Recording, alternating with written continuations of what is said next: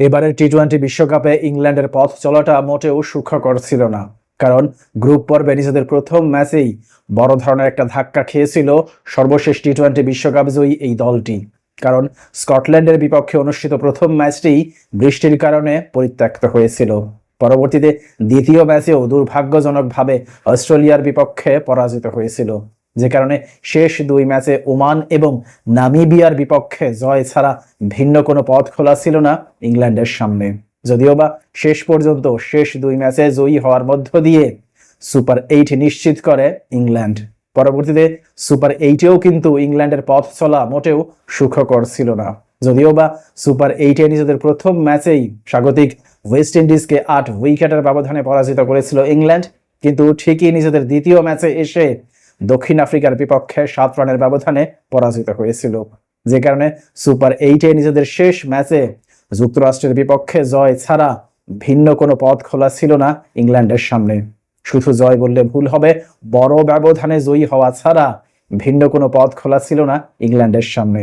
অবশেষে গুরুত্বপূর্ণ সেই ম্যাচে ইংল্যান্ড যুক্তরাষ্ট্রকে রীতিমতো উড়িয়ে দিয়েছে।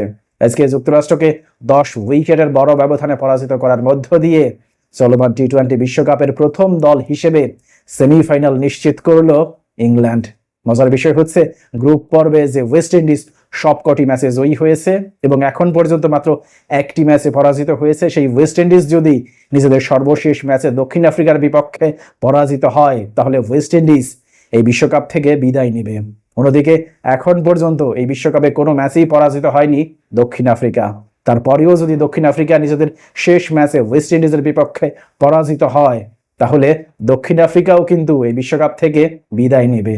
অর্থাৎ দক্ষিণ আফ্রিকা এবং ওয়েস্ট ইন্ডিজের সর্বশেষ ম্যাচটি হয়ে দাঁড়িয়েছে অঘোষিত একটি কোয়ার্টার ফাইনালের। সেই ম্যাচে যারা জয়ী হবে তারাই পরবর্তী রাউন্ড অর্থাৎ সেমিফাইনালে উত্তীর্ণ হবে। অন্যদিকে আমরা যদি আজকে ইংল্যান্ড এবং যুক্তরাষ্ট্রের মধ্যকার ম্যাচের দিকে তাকাই, তাহলে দেখতে পাই আজকের এই ম্যাচের শুরুতেই টসে জয়ী হয়েছিল ইংল্যান্ডের অধিনায়ক জশ বাটলার, এবং টসে জয়ী হওয়ার পর তারা যুক্তরাষ্ট্রকে ব্যাটিংয়ের আমন্ত্রণ জানায়। ব্যাটিং করতে নামার পর যুক্তরাষ্ট্র 18.5 ওভারে সবকটি উইকেট হারিয়ে 115 রানের বেশি করতে সক্ষম হয়নি। যুক্তরাষ্ট্রকে 115 রানে বেঁধে রাখার মূল কারিগর আদিল রশিদ এবং ক্রিস জর্ডান দুজনেই আজকে দুর্দান্ত বোলিং করেছেন। আদিল রশিদ 4 ওভার বোলিং করে 13 রানের বিনিময়ে 2টি উইকেট শিকার করেছেন। অন্যদিকে ক্রিস জর্ডান 2.5 ওভার বোলিং করে 10 রানের বিনিময়ে 4টি উইকেট শিকার করেছেন। মজার বিষয় হচ্ছে, তার এই 4টি উইকেটই তিনি শিকার করেছেন ইনিংসের 19তম ওভারে। সেই ওভারে তিনি হ্যাটট্রিক সহ মোট 4টি উইকেট শিকার করেন। বলে রাখা ভালো, এই নিয়ে এবারকার বিশ্বকাপে তৃতীয় হ্যাটট্রিকের দেখা পেল ক্রিকেট বিশ্ব। আগের 2টি হ্যাটট্রিক করেছিলেন এবারকার বিশ্বকাপে প্যাট কামিন্স। প্রথমটি তিনি করেছিলেন বাংলাদেশের বিপক্ষে, দ্বিতীয়টি করেছিলেন আফগানিস্তানের বিপক্ষে। আজকে অবশ্য ক্রিস জর্ডান আরেকটি রেকর্ড করেছেন, সেটা হচ্ছে টি-20 বিশ্বকাপে 1 ওভারে 4 উইকেট শিকার করা। এর আগে 2021 সালে আয়ারল্যান্ডের ফাস্ট বোলার কার্টিস ক্যাম্পার নেদারল্যান্ডসের বিপক্ষে 1 ওভারেই 4টি উইকেট শিকার করেছিলেন। আজকে কার্টিস ক্যাম্পারের পাশে নাম লেখালেন ক্রিস জর্ডান।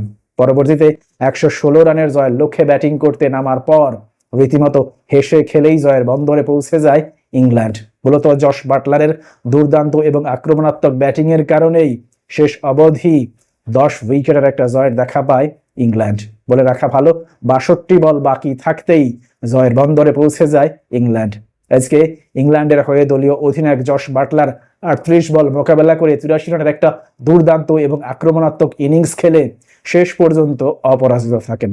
তার এই ইনিংসে 6টি চারের মার ছিল এবং 7টি ছক্কার মার ছিল। প্রশ্ন হচ্ছে, প্রথম দিক থেকে যেভাবে বহু নাটকীয়তার মধ্য দিয়ে বাকি সব টিমকে পেছনে ফেলে সবার আগে সেমিফাইনালে পৌঁছে গেল ইংল্যান্ড, ইংল্যান্ডের এই দুর্দান্ত যাত্রা সম্পর্কে আপনার কোনো মন্তব্য কিংবা মতামত থাকলে অবশ্যই তা কমেন্ট বক্সে লিখে জানান। ভালো থাকবেন সবাই। আল্লাহ হাফিজ।